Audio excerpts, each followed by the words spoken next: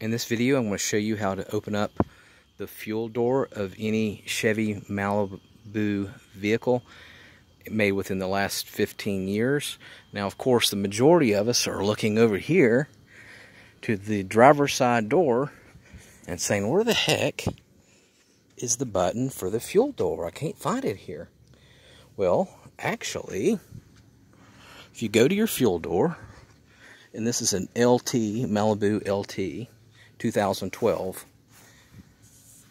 The only thing you have to do is push firmly on the left side, and it'll automatically spring open